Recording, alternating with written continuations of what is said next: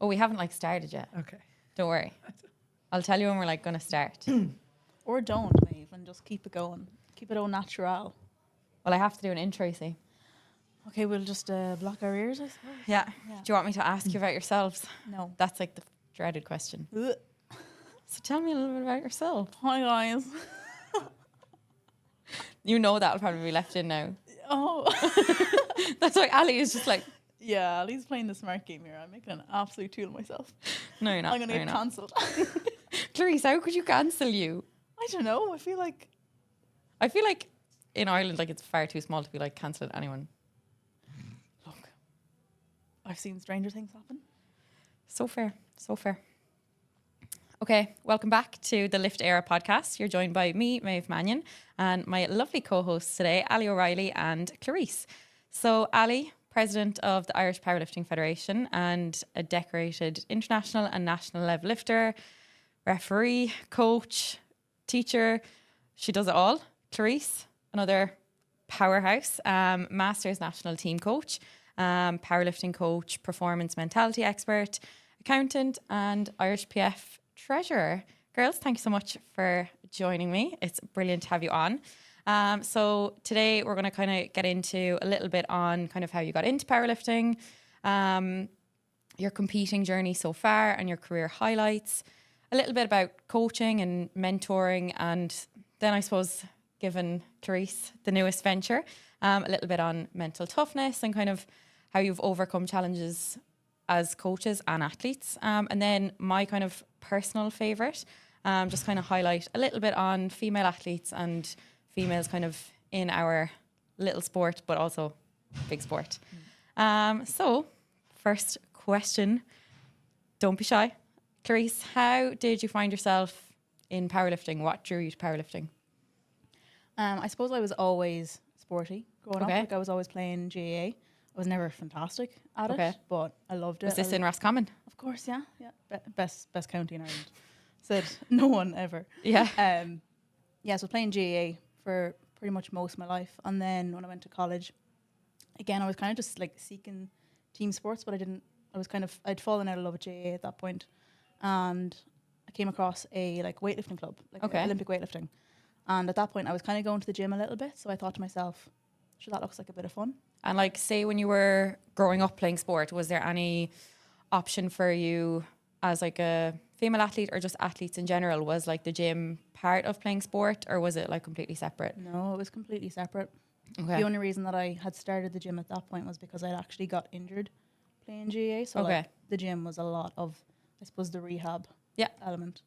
And then I just kind of stayed in the gym, but like, you know, very, very basic stuff.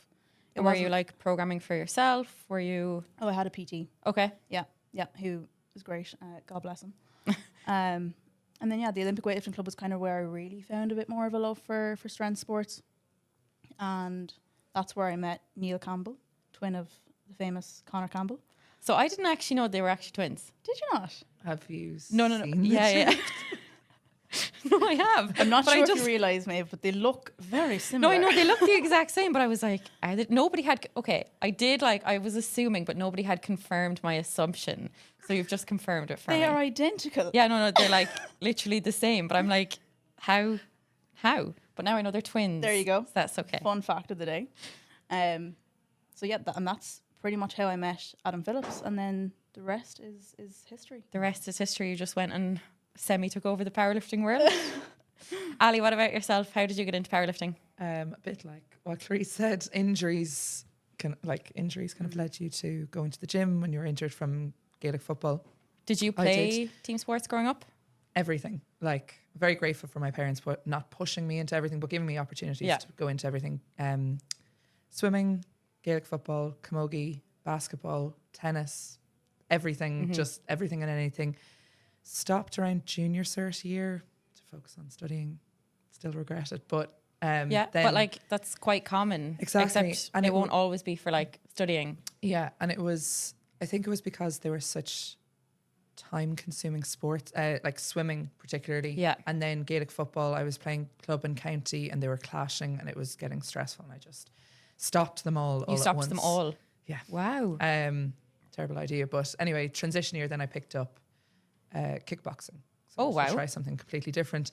Ended up fragmenting a bone in my foot. And so when I eventually got back to sports, then I just realized I couldn't do the sports I had done before. So I went into the gym just to try and keep fit. I just found it boring if I didn't have a focus. Yeah. So I remember I did try to get back to Gaelic football in college, and our college football team then did an S&C kind of session with Jay Farrant. No way. Yeah. That's So wild. this is Where did you where- go to college? St. Pat's. No way. Yeah, so Jay brought us to the old Abs in Glasnevin, and we did like a strength and conditioning session there. And I saw up on the wall there was a logo, "Strong is Sexy," and I was like, huh. And it was pink and black, and I was like, what's this? And I started following Jay and Abs, and I saw they were doing this like intro to strength for women. Went to one of their taster sessions with Lynn, Hazel, Anna. And like, so they were like the OGs. Oh my God, this is wild. It was amazing. And then I decided to move to Italy. So that went, out the window. Yeah. I tried to start a little bit on my own. I was like following like Elliot Holtz and Mike Matthews, kind of like following their programming.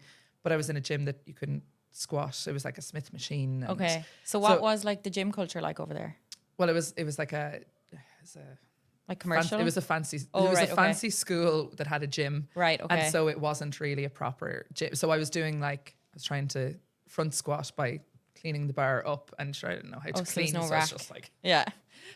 get the Struggles. Yeah. So, and then like RDLs, but benching. So I feel like my bench is probably That's why it's a as bit good as it further is. ahead, because I had a head start. Yeah, you're with head start. bench. That's the secret. That's Move the to Italy.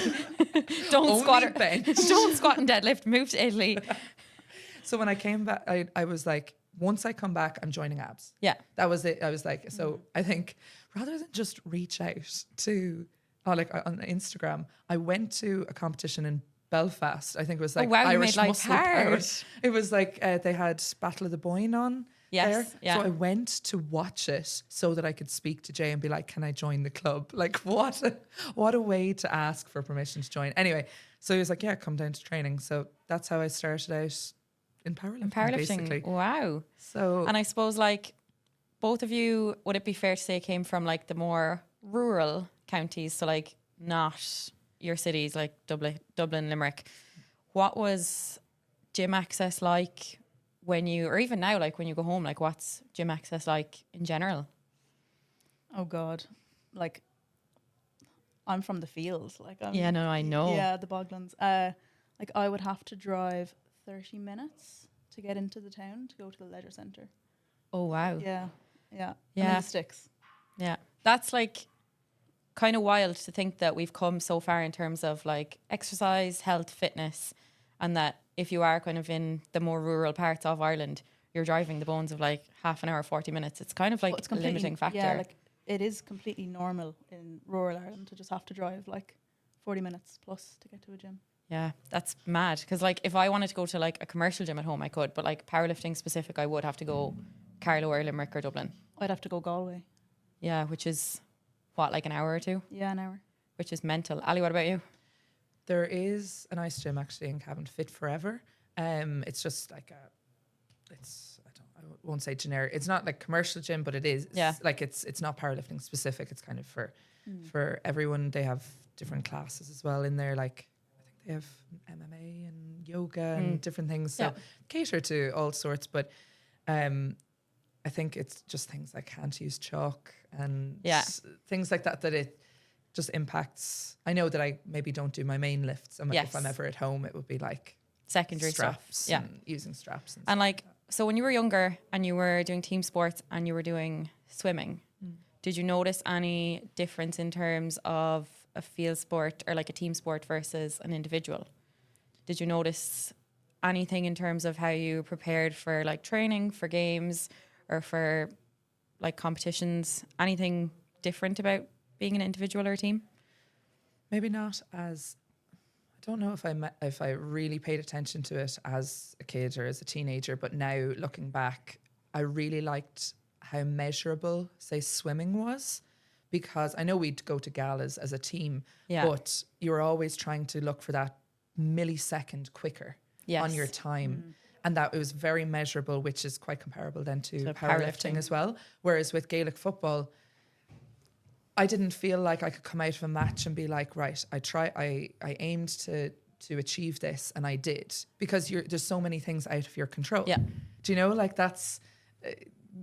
you can't say, okay, when the ball comes down this direction, I'm going to do this. And like, obviously at that level as well, it wasn't so strategic in terms of team tactics and everything. So, and you depended on your teammates so much and who you were playing. Whereas I feel like with swimming, I could always aim to get a little bit faster. Do you think that's carried over to powerlifting now? Yeah. Having done like an individual sport in your early days, because like a lot of us, like Clarice, I would come from a similar background to you in that I did a team sport growing up, never kind of had any grow or even exposure to an individual sport, and then all of a sudden I wasn't in a team sport anymore and I was in an individual sport, and it really, I don't know about you guys, but like definitely for me, the crew around you is like the biggest thing. Oh, 100%. Like there's some sessions that like it's literally the people around you that get you through. Yeah. Whereas like in an individual sport, and like that when you were swimming when you were younger, you probably would have done it with other people, so like you might not have noticed as much. I'd be given out to for every time we'd be stopped. Some just things don't change. So in terms of like your early days in powerlifting, talk to me a little bit about that, because you've both been on the scene for quite a long amount of time. So kind of what's changed between when you started versus now? Jesus, so much. I mean, we've both had very different journeys since we both started powerlifting. I think, like, I mean, the immediate thing that just comes to mind is just how inviting the sport has become. Yeah. Like, I love, when I'm in the gym and there's someone there that, it's maybe their first time coming to the gym, or they're just completely new to the sport. And I just feel like, myself and obviously people around us, it's just so lovely to invite people in, and it's just so welcoming. Whereas I think when I was first getting into strength sports, Jesus, I would have been so afraid to say hello to other people. And there probably wasn't I think social media has done a lot though. Yeah. In that sense, like there's a lot more in terms of exposure. Yeah. On the sport, and there's a lot more eyes on the sport. So like you could go to a gym and especially like Ireland, it's quite small. So you could go to a gym like Southside and you might have looked at some powerlifters, and again, you might end up like seeing them. Yeah. So it's nearly like I know them from like online, but I don't actually know them kind of thing. So it wouldn't be as hard to, I suppose, strike up a conversation because you have that one thing in common, that you like lifting heavy circles and drinking cans of Monster. Of course. Key. Yeah, it's interesting, the team aspect, because I started in abs, like I mentioned. I was there for 2 years, and that was like, I would have done 2 of my main days in abs, and then 2 others in fly fit. Yeah. So in a commercial gym, just with other friends there, but we try and line up our trainings together. And then I moved to my current coach, Natalie Hansen, and she's based in the US. So I was just fully in fly fit. And I find it very hard then, say, going to competitions. I remember saying this actually to Adam a few years ago. I felt like there was so much support at a competition, as in people shouting and, cheering, but there was no team behind me. Do you know, it felt very lonely. Yeah. Even though I felt really supported by everyone I knew there. Yeah. And at that time, I remember Adam said to me, well, like, we'll always be there for you. So if you want us to handle you, to, be there with you in the warm-up room. And it made such a difference. Like, it was like an honorary Odyssey member. Yeah. And that was just so important then for that team aspect. And then I started really focusing on, I remember I used to say, another gym tour, another gym, I would travel all the way to Phenom just so I could go and train with people. Go out to Chaos. Like, I've often said that to Ben, if I lived closer, I would love to be in Chaos full time. Yeah. It's just, it's funny because it's like, that's the thing that I take for granted. So like, I'll come and I'll train here 4 days a week, and I won't leave these 4 walls because I'm like, oh, I don't want to leave. Yeah. But like like that. That's how you make friends in the sport, is that you go to different gyms and you get to know different people and you volunteer at comps and do different things that will add to the sport, but also like get you more involved, because that's how you get a team around you, essentially. Yeah. It's funny now, like competitions for us are both equally fulfilling and draining. It's like we get to see all of our friends. Yeah. It's like it is so wholesome to get to see everyone we know and we like socialize with and everything. But at the same time, you're both your social battery and everything is just gone from the weekend. So it's great. Like that's probably a massive difference though from when you started, because obviously you guys wouldn't have been heavily involved from the get-go. So how did that kind of bridge happen? How did you end up as involved as you are, both on the EC? Well, it was just at the AGM. Like, obviously the roles were up for vote, and at the time I'd qualified as an accountant, and I just really wanted to do something to help make a difference. I felt like the sport needed people to come in and just help kind of drive a bit more. What year did you come on to the EC on? Sorry. What was it, Ali? 2020. You said it 3 years ago? I'm 3 years on it now.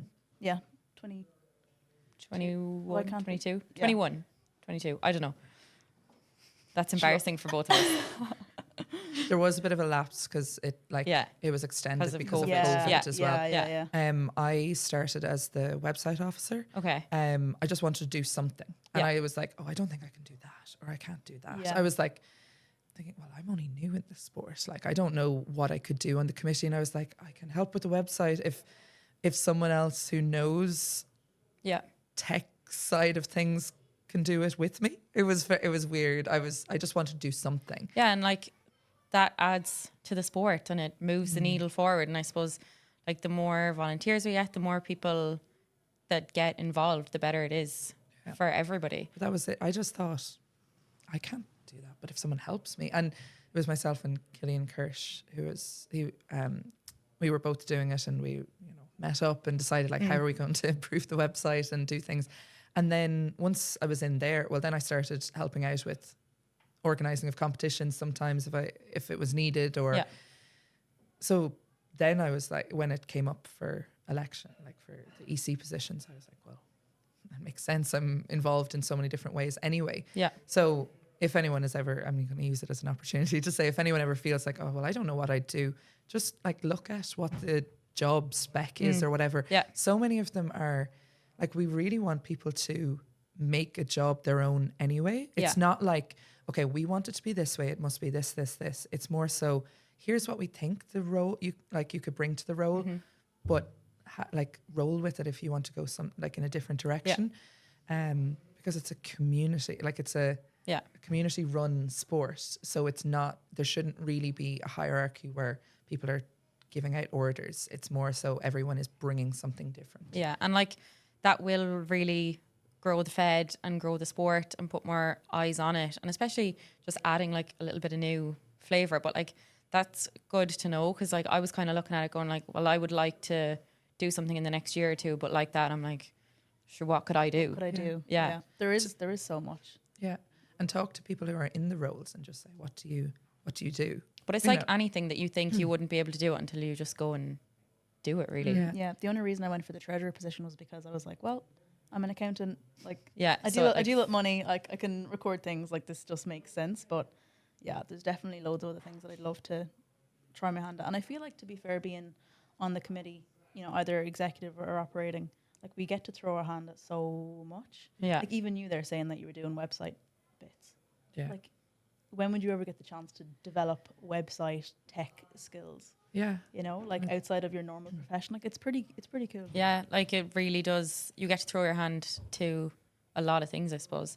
Actually, when you mentioned that, like, I actually then went into, I got an assistant principal job in the school that I was working in, and I focused on digital technology in the classroom. Yeah. And then COVID hit, and sure, we were all online. Yeah. So it was really important. That came at a good time. Yeah. And I went down a rabbit hole of how to make like teaching online as interesting and exciting as possible for the children. And I really I became so interested in then in ed tech, and previously I would have been like, I'm not very techy, I can't, you know, whereas, you know, somehow pushing myself to do that in the Fed made me realize, oh, I can just learn it, you know, and so it opens up other avenues. Yeah. And that's like anything then, like you were obviously able to like take a career break and focus on different things, like, which is really good. And I suppose like at the start then when you got into powerlifting and like transferred over from team sports, what were some of the challenges that you faced? Because it probably wasn't all like rosy in the garden at the start. Or was there like any one thing in particular that like stood out to you that like was a little bit harder in that transition over? Honestly, for me, I think like powerlifting is one of those things where, yes, it's an individual sport, but it's very much a team effort. Yeah. And, you know, again, like I am one of the lucky ones that I very much had a team around me from the get-go. Even though Odyssey is online, the support in general that I got was just incredible. So it's kind of hard to pinpoint a certain thing for me. I don't know. What would you say for that, Ali? I guess I was already looking for something that was better than what I had at the time, which was in a gym with no purpose, with no focus. So that I guess I'm not really comparing it I wouldn't have compared it to the team sports or whatever, because I was looking for something better than what I had at the time. And it gave me purpose, focus, competitive side of things. I think also something that changed for me was my my body image, the way I viewed myself, because when I was in the gym, I was like, oh, I need to lose weight. And then my first year of powerlifting, I was aiming to go to the 72s. Yes. And I got as far as 75 kilos. And I think I must have spent like 6 months in a deficit. Like this was like your first comp. You were like cutting for your first comp, or just your first year? Second competition, but within my first year of lifting. Training had gone fine, but on the day, like I just matched my total, and this was my second competition. And I was like, nah, 84 is for life. But it's good that you had that like realization early on, because I remember doing the same, because obviously 69s wasn't a thing when I started. So I remember saying to my coach at the time, I think I was like training maybe 2 months at this point. And I remember saying to him, I was like, oh, well, I'm not doing a competition until I was 75 kilos. And I was like, I'm not doing a comp until I'm 72. And he was like, oh, right, okay. And then I was like, I actually don't think I'll even like start into this powerlifting thing until I'm like 72 kilos. Like maybe I'll like go and come back. And he was like, no, like, please don't. Yeah. So many people have that thinking though. I was the exact same. Like I was actually 57 kilos when I first started. Oh, wow. Lifting. Competed 63s, then 72s. And now eventually 76s. But yeah, I was 57 kilos when I started. And how was that transition going from like 57 to 76s? I think it took me genuinely like the guts of 3 to 4 years to actually fill out the 76s. That's pretty good though. Like you didn't do it at a fast rate. No. Like 57 to kind of mid 60-ish range happened quite quick, because like I'm way too tall for 57. Like God bless me, I needed to eat more.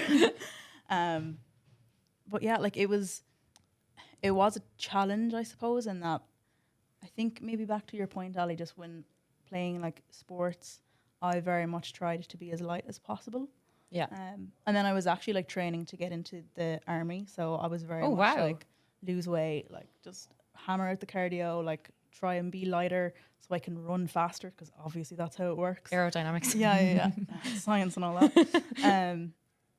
So yeah, I did find it like mentally challenging to accept putting on more weight. Yeah. But I think did you work with a nutritionist? Yeah.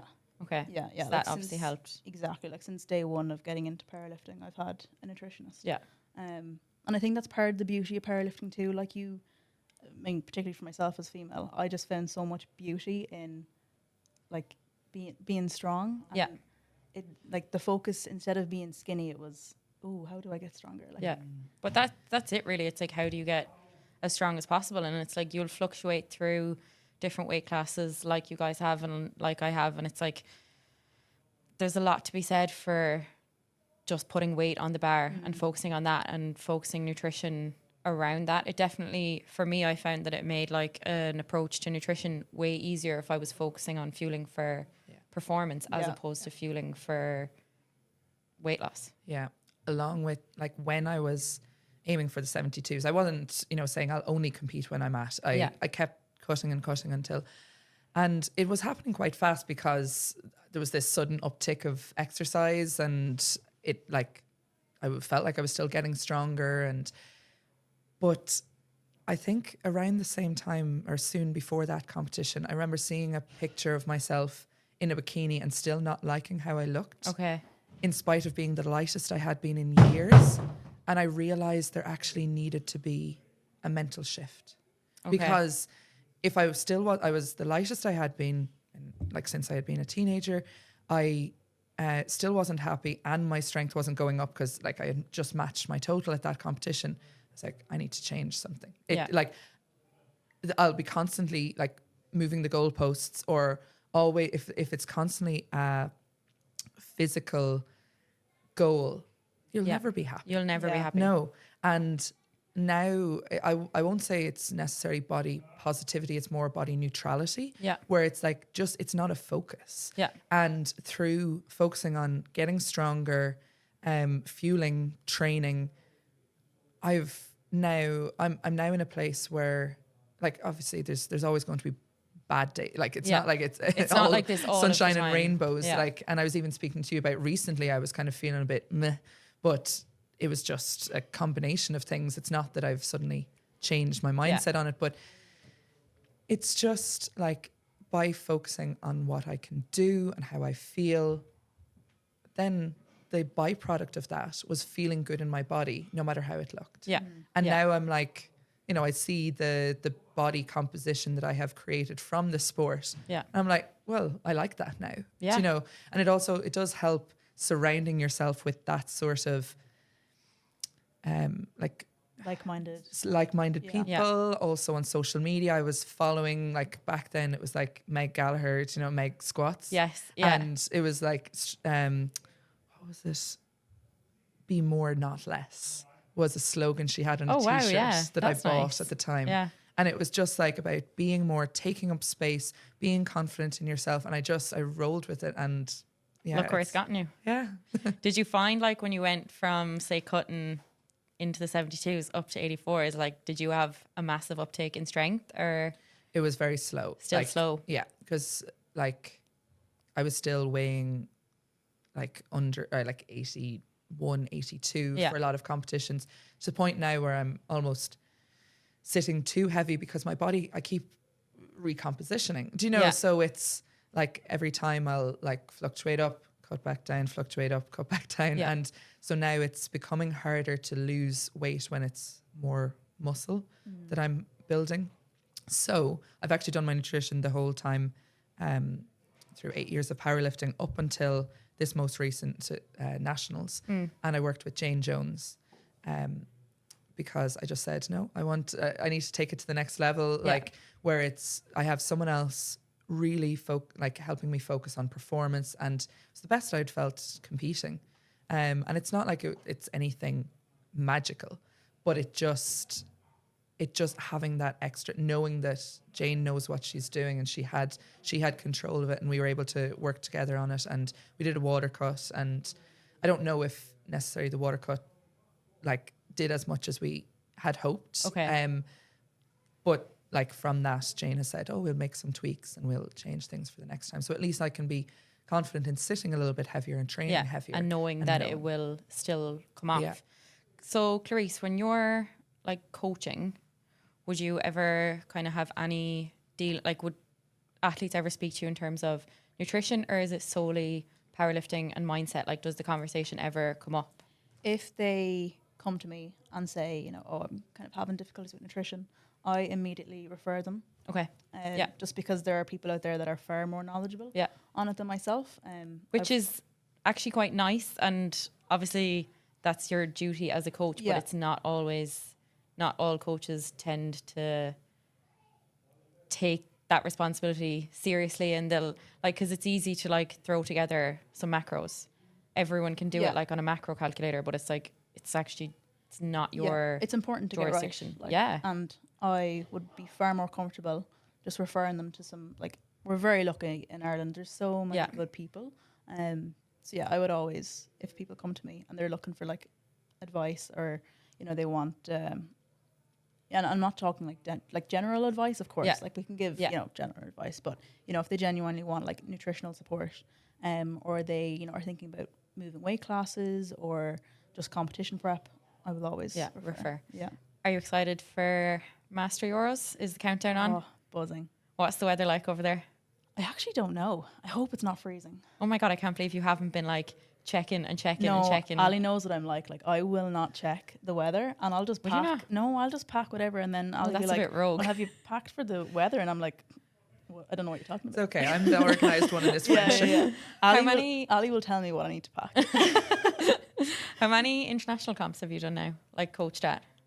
3, 4, 3. And what's the experience been like so far versus like coaching at a regional or a nationals here? Oh, it's a totally different ballgame. Yeah? Yeah, totally. In what way? I feel like, so 2022 was the first international that I coached at, at Worlds in Canada. And I think at that point, like, I was kind of friends with everyone domestically. You know, I could go into a warm-up room and be chatting to everyone, and there was no like cold shoulder. Like, everyone was just friendly.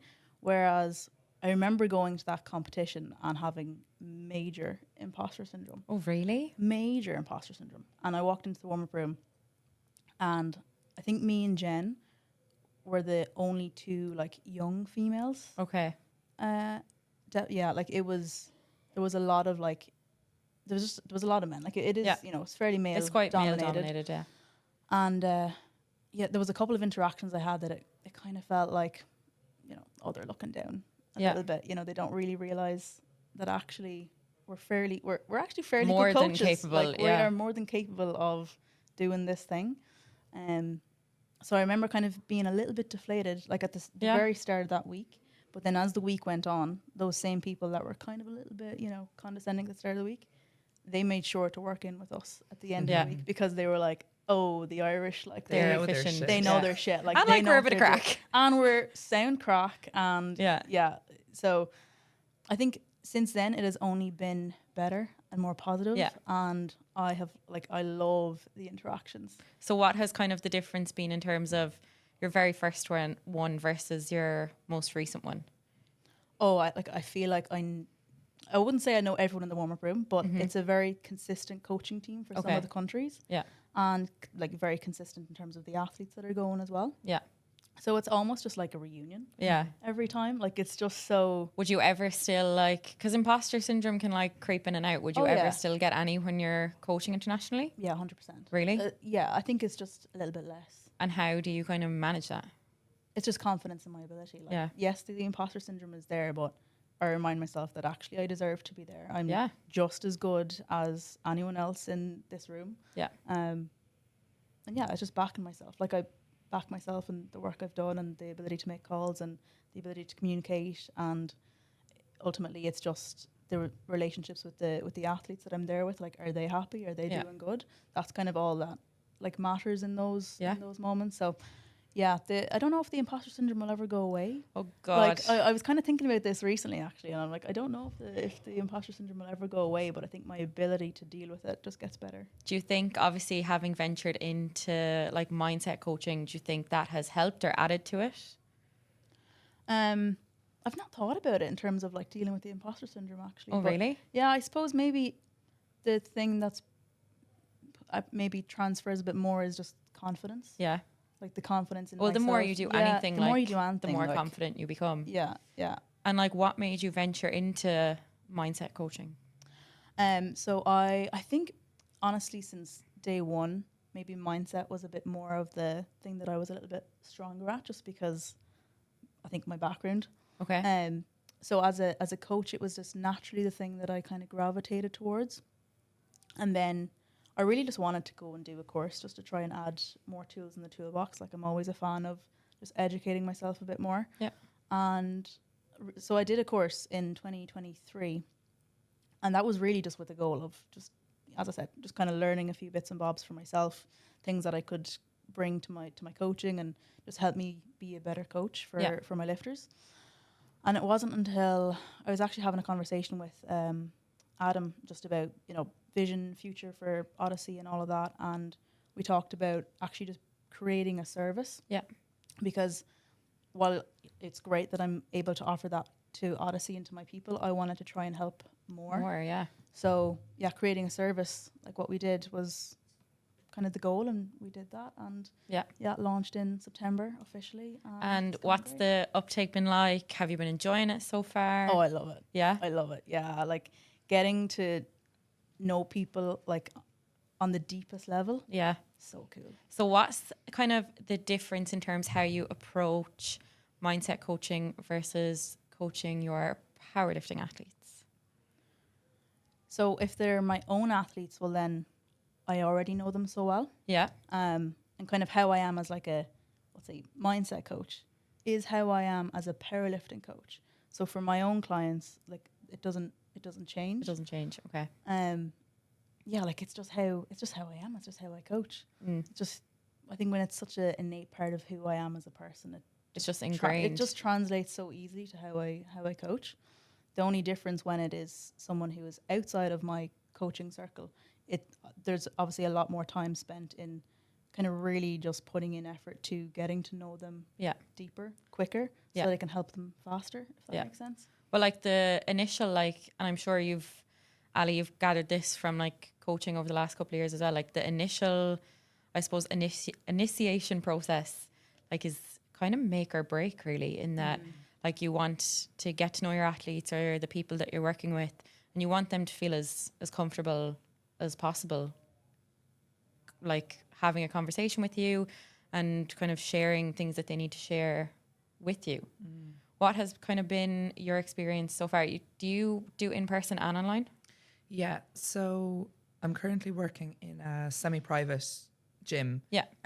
Working with Gen Pop for personal training. We'd have small group personal training or one-on-one. Yeah.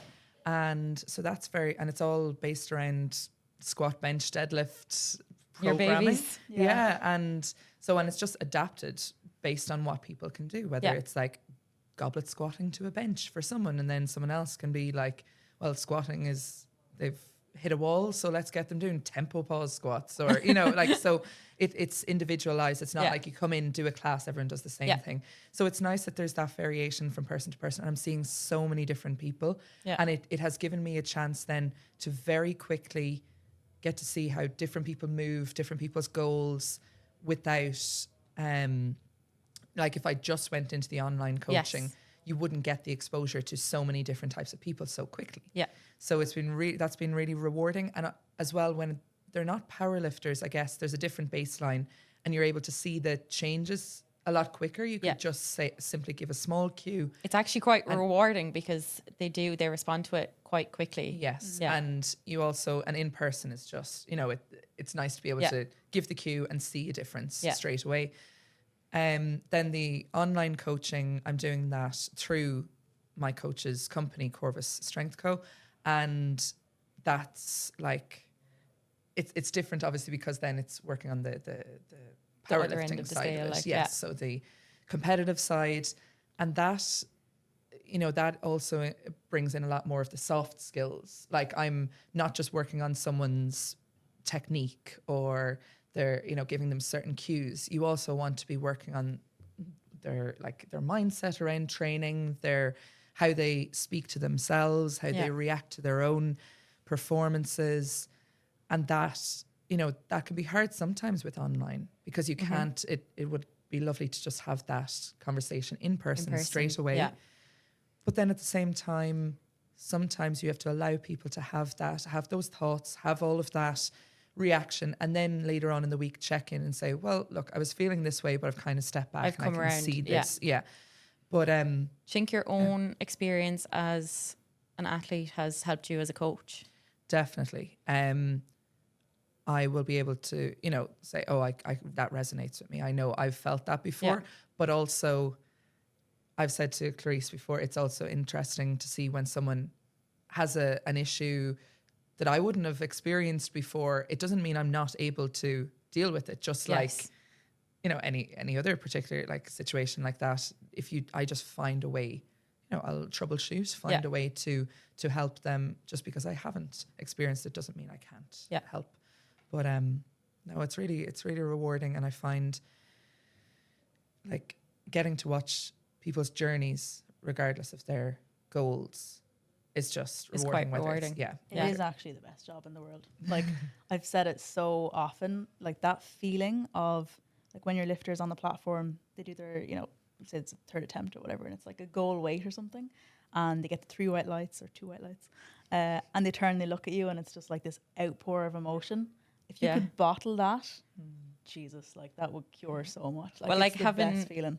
Being on the other side, I'm like, I actually love nothing more than like those pictures that you get when you're like coming off the platform to your coach and like their reaction. Because I'm like, they're the ones that have kind of gotten you over the line and given invested in your journey. And they're so invested, or like we're so invested in their journey that it's them pictures actually, like if you could bottle them up. They're my favorite. Yeah. Oh, I actually love them more than like any of my lifts, like from lifting. Them pictures are way nicer than the ones lifting, I would say. Clarice, what about you? Your experience as an athlete, has that added value to you as a coach or helped you along in your journey starting off, or just in general?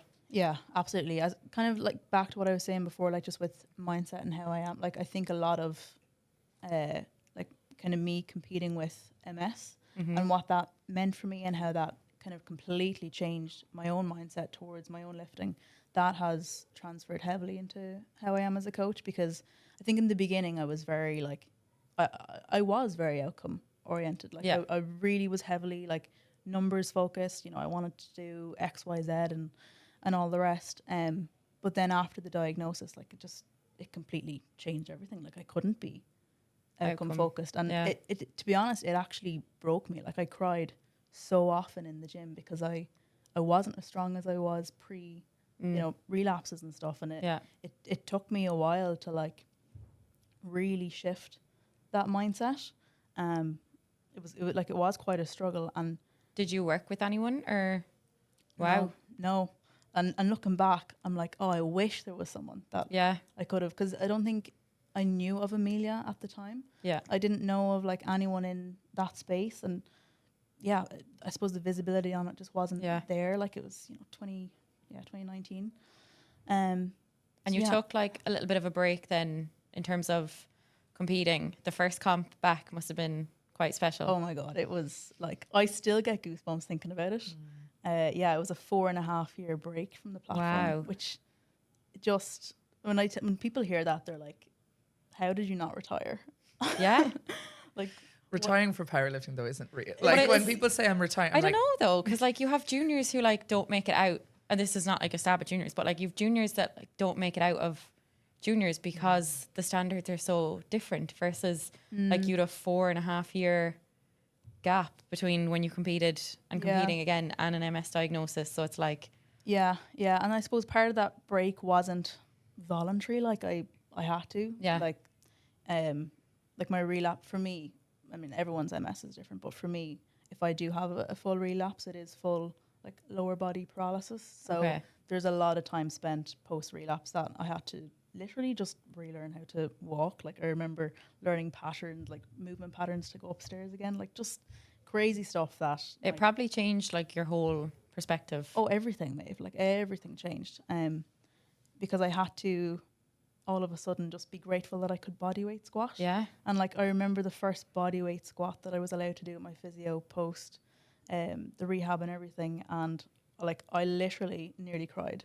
I'd say so. It's wild because like, sometimes you just take that for granted. Yeah. Like I know that there's been training sessions that you might hit like a 2, 3, 4 rep PR or even a PR and it'd be like, oh, didn't move that great. So like, like it doesn't matter. Yeah. Like I think we forget that it is such a privilege to be healthy enough to be able to squat, bench, deadlift. Yeah. Yeah. So has that obviously transferred over in terms of like mindset coaching? That was like a massive influence for you. Yeah. Huge influence. Like I'm very process oriented, very much like that kind of drives who I am as a coach and how I coach and kind of where I'll steer my athletes towards.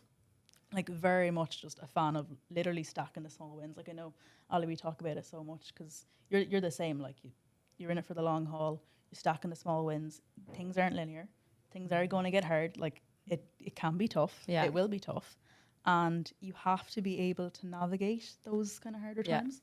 But I think it's like really appreciating the small wins as well. Because like, yeah, you can stack them and you can acknowledge them, but you have to like appreciate them would be like the big thing for me, because I'm trying to like come around, but I think I'm still in like, you could say my early years, even though I've been doing this for like 5 or 6 years now.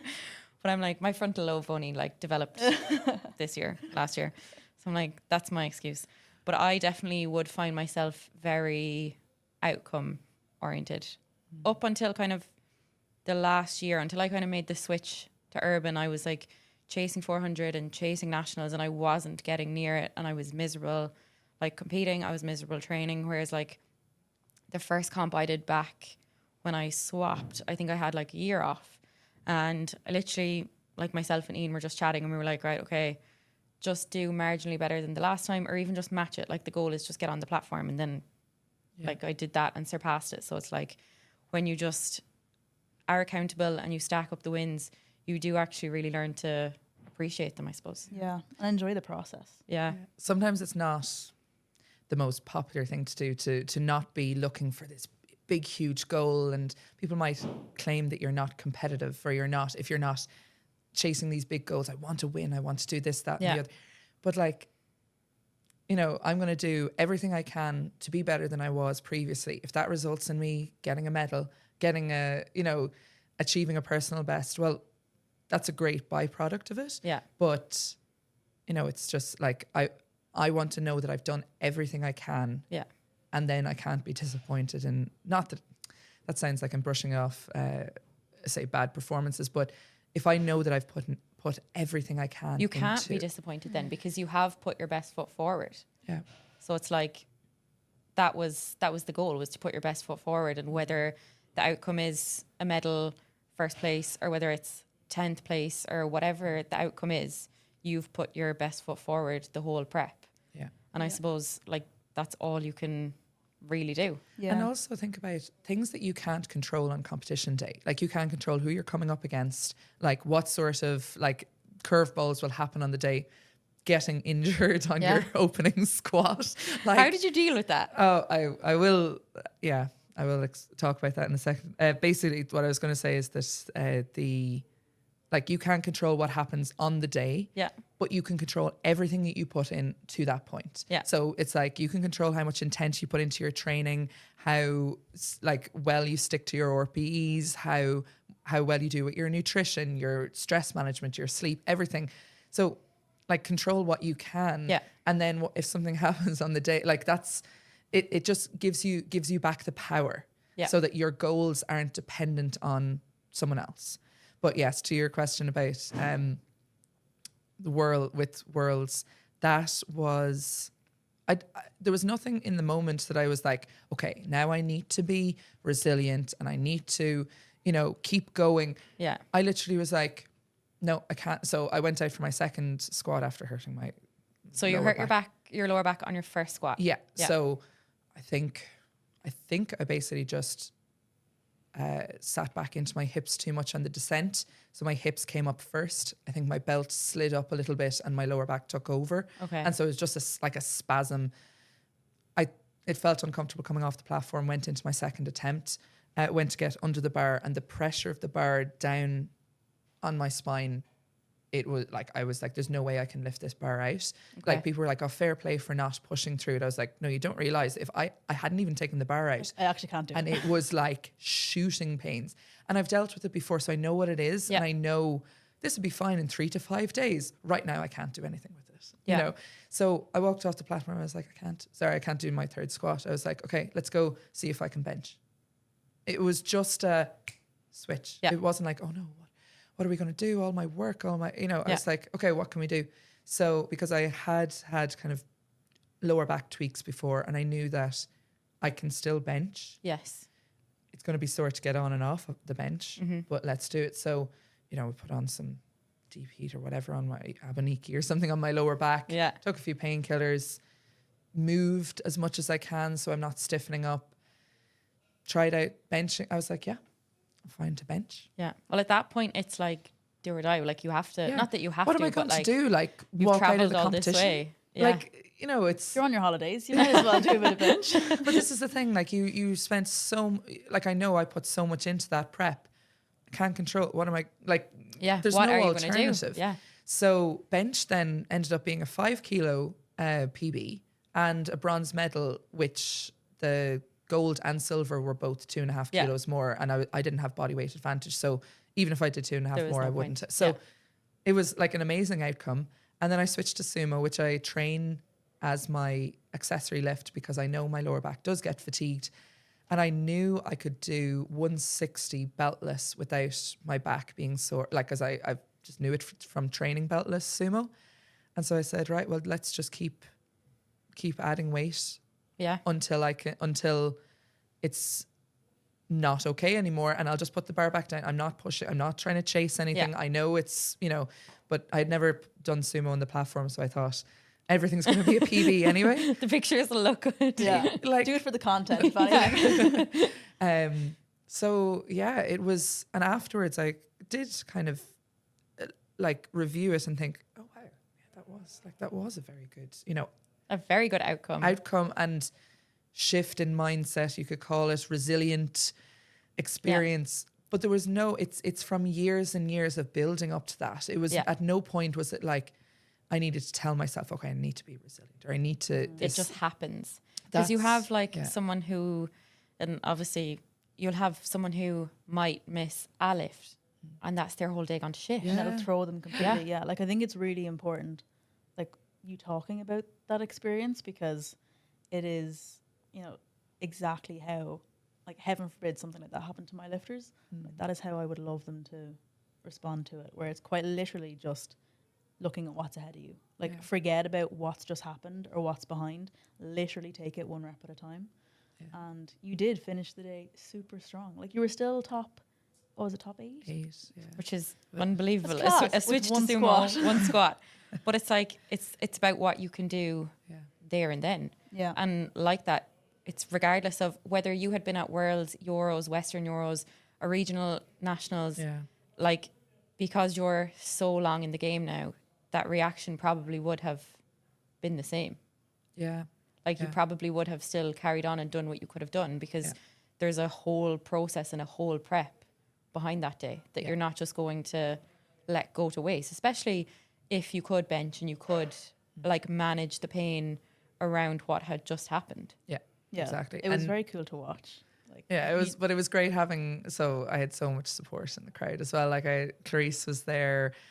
We had Mia, Jane, my coach Natalie came to watch as well. We had Sarah Gardner and Aileen, and like I just felt so supported. It was amazing, and which like we're so lucky to have that. Like, people will travel and go and support. It's like we need like a supporters bus. Like, we need to start planning a holiday around this. Can we do this? Oh, I totally would. I was just saying to Ali, I'm like, Malaga. I want to go to Malaga. Come on, Oh yeah, I totally will. let's go Right now. Book Frank's those flights. saying, thumbs up. Frank Frank's wants like, to go as well. Frank, are you coming? It's- But like, in terms of like, that must have been like quite a proud moment for you as an athlete, like to overcome something like that. Yeah, definitely. And now, like, it sounds like I'm constantly broken, but it's part and parcel with the sport. But I have a shoulder injury at the moment, and like maybe a few sessions I might have been a bit down about it. And I'm like, well, just do what I can do. Yeah. Because like my squat and deadlift are flying, so I'll just keep bench ticking along. And but it's funny because it's like no one lift makes up a total unless you're doing like bench only. It's like no one lift makes up a total. So like you being like a bench specialist or like a squat specialist, like it doesn't matter because it's total at the end of the day, really. Yeah. And you still had a total PB at nationals. Let's not forget. So even like this nationals was still just to match my best squat. Like it wasn't even chasing, it was just to match, because when you get to certain numbers, sometimes you're just trying to do the same again. And to come back from injuring my back and only doing 182.5 opener at Worlds to then getting back to 200. Mm-hmm. At nationals was great, and then bench was on the day. It was literally, we're just going to keep warming up until we can decide what I'm opening at, and then took bigger jumps maybe than what we had planned, and it still wasn't hurting at my second attempt. Now, it was hurting when I came off the platform, but benching itself wasn't sore. Yeah. And it wasn't until my third I was like, okay, that one was sore. But that was top end. Yeah. Yeah. But, you know, we just played it by ear. There was very flexible plan. And then deadlift. I think the previous time was Christmas qualifier. I instead of taking the deadlift record at 211.5, I aimed for 213 to try and hit 500 dots. Mm-hmm. And I dropped it at the top. And I was like, why did I chase an arbitrary number? Yeah. Like, I could have Well, it wasn't arbitrary. Like, you knew that, like, 500 dots. I know, but I just realised, just take what I know I have there from now on. And that was it. At nationals, I'd already, like, matched my best squat, got everything I could out of the bench. I said, okay, 1.5 kilo on the deadlift. Just get the deadlift PB and record. And then it gave me a total 1.5 kilo total PB. And if you think about it, that's in a year and a half it has taken me to get 1.5 kilos. And I was so happy. But people don't like understand or anticipate. Once kind of like the beginner's gains or the newbie's gains wear off, they don't realize how long it actually takes to see progress. Like, and it's like sticking with it. And I suppose for you, Clarice, like what kind of was the motivator to get back on the platform? Oh, honestly, it was to relate as much as possible to my lifters. I do think it's so important that as coaches we relate to our lifters. So I wanted to be a better athlete so I could be a better coach to my athletes. And I was just hungry to get back. Like, don't get me wrong, I love competing. I absolutely live for coaching. Really? I'm so at home at the side of the platform. Like, that's where I'm at home. But I also just love competing. Like, it's just fun. So I just really wanted to get back for myself, and I had so much support, and it's just nice to have. It was nice to have something to work towards. Yeah. Again, because for so long, like, I didn't have a comp. Like, it was really just about. Did you mind that though, or were you like happy? Like when you were kind of going coaching, did you feel like you were missing out, or like had you no other choice really? Like, well, see, myself and Adam just had to spend literally years figuring out the perfect balance between kind of pushing the intensity enough to progress lifts, but not push it too much as to potentially risk a relapse. Yeah, because in the 2 relapses I'd had, it was like both of them coincided with competition preps. Okay. So I'll admit it, I think I was quite scared to go back into a competition prep, just out of fear of like, oh, what if pushing the intensity coupled with just general life stress? Yeah. What if that, pushes me into a relapse again? Yeah. Yeah, you're almost like you can only do RP8 on the platform.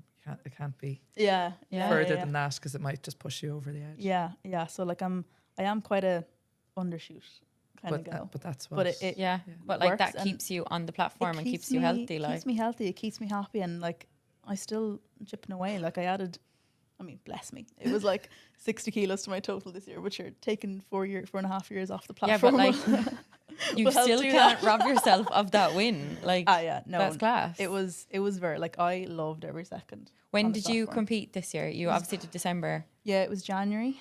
That was the big one. Very wholesome. Like, and it was very cool having Ali ref that one as well, because I think I just told you the night before I competed that like you were the ref for my very first comp. I skipped every single one of her commands. Every single one of them. I was like, sorry, I'm not listening to you. And I don't even remember that. I'm sorry. That's so fair. I was a baby. Like that was years ago. And Ali, I remember who refed my first. Do you? Karen Barry refed mine actually. I did TJ Reid's. Oh, okay. Yeah. I spotted and loaded at that. No way. Yeah. With no deadlift jack. Yeah. I was the Sunday morning. Yeah. I had Louise Miller. Oh yeah. So some people might not even know her. Yeah. She, like, one of the OGs. She was lifting the first session, like when I was coming to weigh in. I was like, she's so strong. I don't know. Like, who is this girl? and then I came out for my first squat and she was chief ref. I was like, she's here. The strong She's here. one from this morning, you know. So It's crazy. It's just funny. And then even Mia said to me, she remembered I was I was weighing her in at her first competition. She remembers that. Like, you don't realize how much of an impact you can have on a lifter. Yeah. And that they remember, and that they like having that, even just like, you know, when they come in, they might be nervous. Yeah. Just making them feel at ease. And like wishing them good luck. Yeah. And just like chatting to them and like that, making them feel at ease. And even like when you're spotting and loading, Yeah. like Oh, that cheering makes them on. Yeah. such a difference. Makes such Hearing a difference. someone in your Yeah. ear, and I hear it all. Do like on the you? platform, I don't like zone out. Like I can pick out specific people from the crowd. Yes. Sarah and Gardner. but like I'll notice thing, and then I'll hear like the sparrows and loaders beside me, and if I'm ever like nodding as I'm getting set up, it's like I'm listening. Yes, yeah. Like, and I Yeah. love it. I don't even care what's playing music wise. Yeah. It's the support from people like Yeah. really helps me. I wish I could hear. I actually can't hear like anything. Really? It's Just so zone bad. out. I zone Yeah. out as well. Because I'm like, oh, I actually really, really wish I could hear. But like, there's nothing going through my ears. I think that's why it scared me so much. At my first international, it was so quiet. Oh my god! It just before my first squat, I was like, "Why am I doing this? Oh my god, I hate this. What is happening?" Like I thought I was going to get sick. Really? It was so quiet, and I walked out. It was like no one really even like clapping. That's And wild. then you just see the camera right dead on center, and the refs are so far away. It's so blank in front of you, and I just hated it. It's so different. You know, but now Yeah. it's like obviously it's completely different Yeah. lifting in Ireland, but now even internationals are completely different. And now like I think Sheffield really kind of pushed that. Like it became so much more acceptable to go to just support. So a lot of Yes. people are Yeah. traveling now to international competitions just to watch. Yeah. And then Malta was incredible. It was like, because it was such a nice destination. The actual venue was in the athlete hotel. Yes. So all the athletes were just coming down. The place was packed, Yeah. like as in no seated room left. And I think since Was it then, the same venue for juniors? No, it was different. That was a Okay. different venue. I don't know. It could have been a similar setup? setup, but it was a different venue. But I think since then, it's just like internationals have had a different feel. Yeah, Like- which is class. Like, Yeah, and it's no longer that like sterile feel. Yeah. Like if you see videos from But even, like- Turin's final lift at Worlds, yeah. and there's a clip like it cuts to the crowd, Yeah. everyone's on their Yeah. face and just like. But It's there's so much amazing. more I'm exposure getting now. goosebumps thinking about it. Like, sorry. There's so much more exposure now Yeah. in that everybody knows who they're going to see. Yeah. And I think that's like a big part of it. And in terms of obviously, like we spoke about who refed our first comp and things like that, like what has your journey been like in terms of going from like a regional level referee all the way to Cat 2?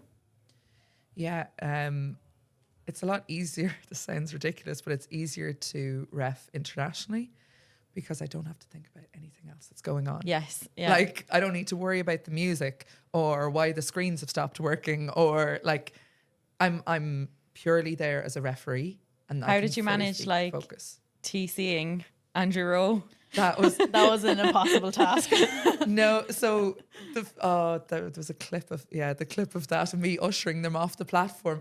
So for context, Andrew Blackwood's Or fine. Andrew Rowe, do you hear me? But no, Andrew Blackwood. Andrew was, He was coaching, there. so Oh, he yes. was on the platform. But Andrew Blackwood, he tells the story so much better. I won't let you listen to the two Andrews, one barbell, him describing it. But he changed to mixed grip. It was like kind of like he felt like it wasn't going to happen. Yeah. because his hand was completely split open. He couldn't hold on to the bar, and so he changed to mixed grip, and I just forgot that I was refereeing, and I started like cheering him on from the side, and then like he gets the lift, he's walking off, and I look around, and the lads are just all like three of them. So you had Shane McGarry, Alex Cremens, and Andrew Rowe were all practically on the platform cheering, and I was like, shit, I'm supposed to be revving. Get off, get off, get off. So it was because like they were there because I had forgotten. Like I was just cheering for Andrew. Yeah. And turned around then was like, whoops. I am an official. Yes. I'm on Switch duty. back and go. So like otherwise, like when I'm obviously in the ref's chair, you're completely professional. You know, you can't maybe crack a smile every now and again when you can't help it, but you really have to show that there's no favoritism or anything. TC, I was like I'm just standing here. Yeah. So that was so much fun. Like I love watching powerlifting. I love being at competitions, but when it's your own, it's just great to see it, like being there every step, like every part, like being involved in every part of it. Yeah. So. Clarice, I assume there's been like massively proud moments for you, both like domestically and internationally as a coach. Anyone in particular stand out? I was literally going to say, do not make me pick one. It's you can give me one national and one international. I'll make your life a little bit easier. Okay. Well then, national one, I think I will always remember Aisling Doherty becoming junior champ. Yeah. Because that was Odyssey's first female champion. Oh, wow. It was such a big moment. Like, and obviously all of my lifters having their moments, they're all equally important to me. Yeah. That one was just, I suppose, a particular highlight just because of it being Odyssey's first female champ. Like it was such a milestone for the team. And like with Ash, like I've just worked with her since day one, and I remember her, you know, when she first started benching, like we were benching like the bar 30 kilos. Yeah. And then she was just like knocking out 80 She's a plus weapon kilos bencher now, And I was like, Jesus, like it's very cool to just, even though those moments are so quick, you know, it's like a couple of seconds, but so much goes through my head of like flashbacks to when they first started, like just their progression in general. So that's always just one that I look back on and I'm like, oh, you can't help but smile at that. Like that was a special one.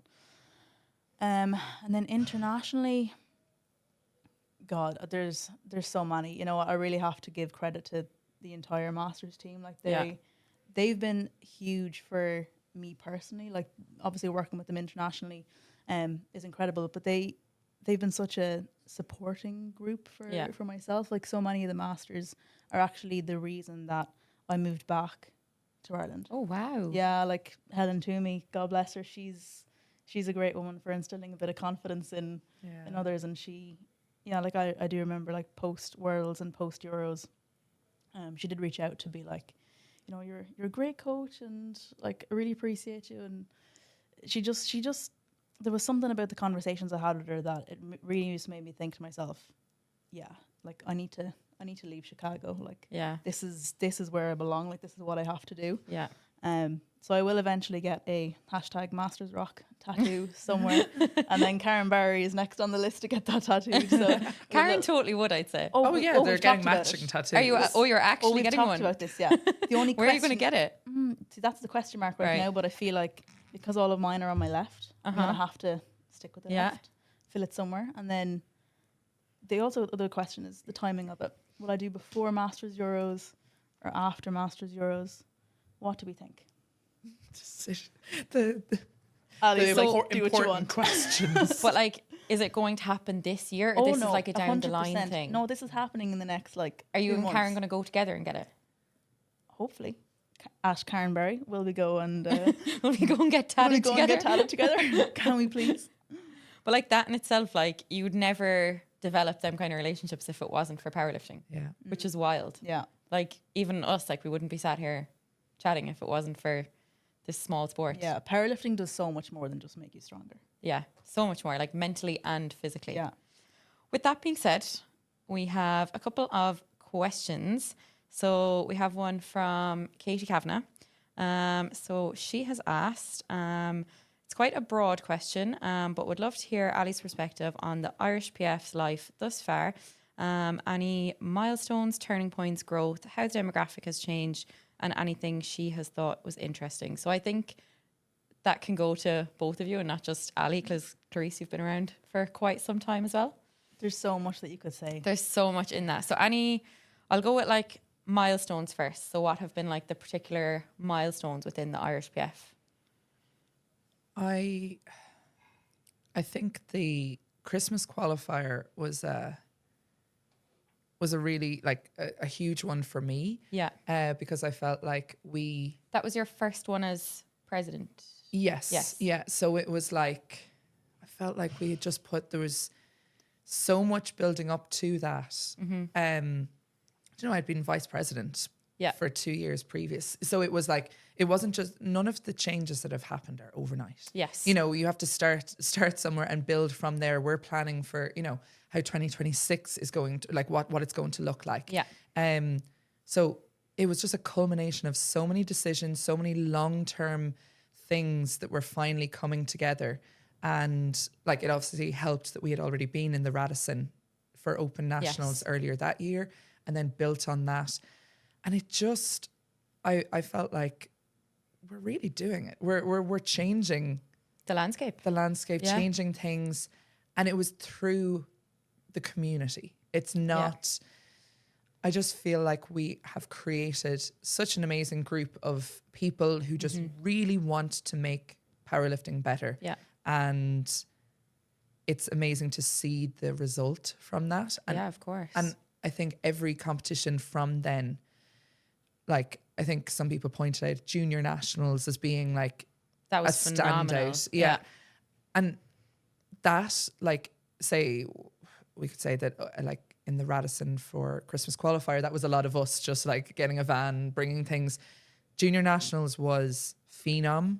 Like, Ken and the lads are just leveling it up in terms of the setup.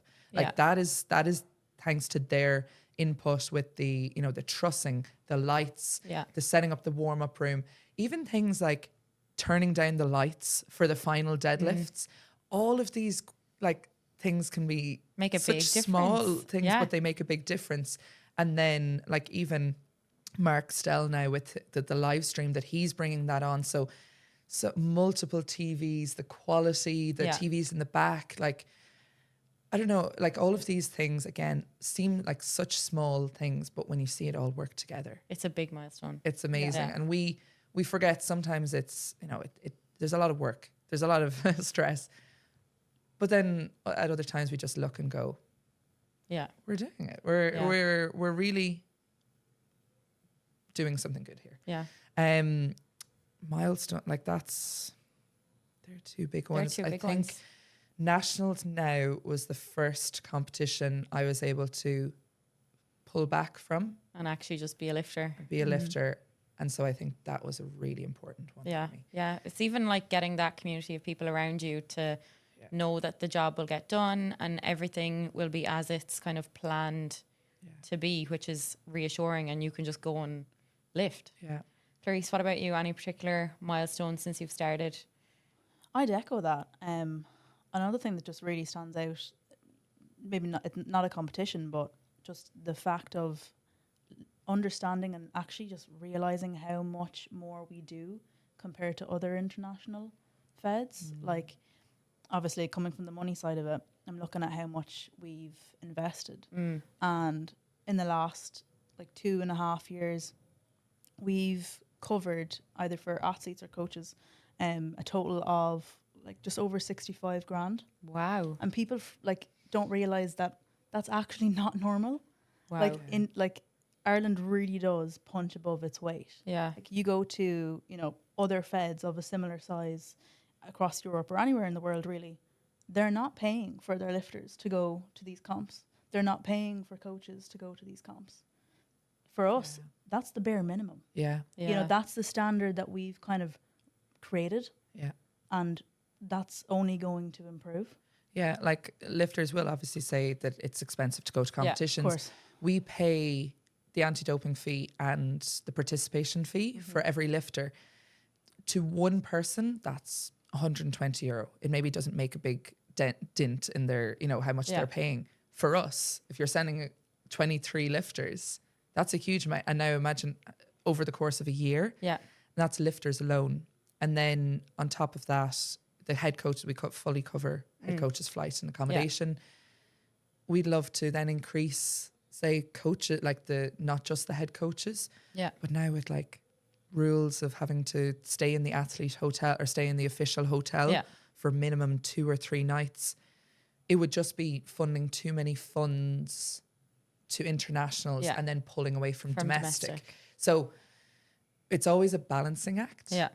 Trying to make sure that percentage wise we're creating, like, for the amount of lifters who go international, that we're making sure that we're putting just as much money back into domestic level as international. Yeah. So like we're really like, and that's us worrying about, are we doing enough? Yeah. And it's already so much more than international, like other countries. It's just so easy to forget. How, I suppose. Oh, sorry, go on. No, go on. I was going to say, like, it's so easy to forget how good we are doing, and have been doing, like, this whole time. Because, as I said, we've created this standard and we hold ourselves to that standard. But internationally, there are people that would dream of their Fed doing that, or like having certain opportunities. So yeah, I think that for me as a treasurer has just been something that I've just found a lot of like personal fulfillment in being able to help facilitate that. And like, that's something that, you know, in the next kind of year or so, if we can get Sport Ireland recognition, that is something that I would love to push more, because I think obviously domestically having funding from Sport Ireland would do so much more, and we're already doing so great. So imagine where we could go with funding. But even for the lifters going internationally, like, they'd be able to get, you know, grants and certain things from their local councils if we had Sport Ireland recognition. So there's just so much more. There's so much more we could do. We're already doing so great. There's so much more we could do. Like, it would just be incredible. Like, I really think the trajectory of where we're going, super exciting. But this is also not a pat on the back. Oh, we're so good. It's like, okay, this is great, but also, what else can we do? Do you know, there's always more. Like, we are thinking, like, as you said, we're already thinking about 2026. Like, we're a couple of weeks into 2025, and the fact that we're even talking about 2026 is wild. But yeah, we are, because we have to, because we want to. Like, we want to see it grow. We want to see it like do more, be better. And we are that's something that we try to pride ourselves on, is that we do listen to feedback. And it's like, we want to get better, because we are literally, like, we're all lifters, officials, coaches. We all benefit from it being better. And we don't, like, so we see feedback as important. And we're always open to, like, which is fantastic. You know, like, but that's it's the only way to grow. grow. That's how it gets better. And in terms of any turning points, or how the demographic has changed over the last couple of years. I think by like demographics, she potentially means like, I don't know, male to female ratio or anything like that. Like, do you think more females have gotten involved? Was it always like male dominated? Was it always 50-50? I don't know the actual statistics, but I know, like, in terms of male to female, but I know Cormac did notify us the other day that in terms of open powerlifting results, we've just tipped over as the majority, like, of powerlifting results in Ireland. Like, so we kind of have, like, we're growing, like, the federation is now the majority fed. Like, I know that's probably obvious. It's the maybe to others, but we don't have a breakdown. But it wouldn't always have been. No. Yeah, so that's like a big milestone and a big turning point, I suppose. And then I think juniors are really, like, not taking over the sport, but are such a driving force right now. I think it's something that's definitely changed. Previously, it was like, okay, juniors is a stepping stone. Yes. But now... But even you've, like, so many juniors at open nets. Yeah. Oh, look, that's phenomenal. Yeah, that's a huge thing, like, I think. Look at Sarah Doyle, like, junior and third place at Open Nationals. Yeah. Like, phenomenal. Yeah. And, like, looking at... sometimes when we don't have maybe a full team going to open internationals, it's because our juniors are the ones hitting the standards, but they're choosing to go to junior internationals. So, like, the future is so bright. Like, the future of the sport is in good hands. Yeah. So I think that's definitely how, say, the demographic has changed in terms of age. There's just more juniors coming in to the sport. So it's something we really have to make sure to encourage. Yeah, definitely. And then it's like getting them involved in the other side of it, the volunteering side, because like at some point we all will have outgrown it. Like, so it's about making sure like the next generation have kind of the same or similar viewpoint to what the viewpoint is now in terms of growing the sport, getting more eyes on the sport, and just making it better for everyone, really. Yeah. And I'd like to go back to being just athlete Ali. Well, do you know what, Athlete Ali? I think that's a good place to leave it. In the sense that Ali wants to go back to just being Athlete Ali, and we're going to get more juniors volunteering. Well, everyone really. It's not just juniors. It's getting everyone involved really, because we all want to participate. So if you want to participate, you kind of do have to get on the other side of it and just help make sure the sport grows and we get to enjoy doing what we're doing. Yeah. Ladies, thank you so much for coming Thanks on. for having us. It was a pleasure. It was nice to get some training done and get a podcast recorded. That is us. Thank you so much. Thanks, Maeve. Thanks, Mel. Thanks, Frank. Frank's the best. We love a yap.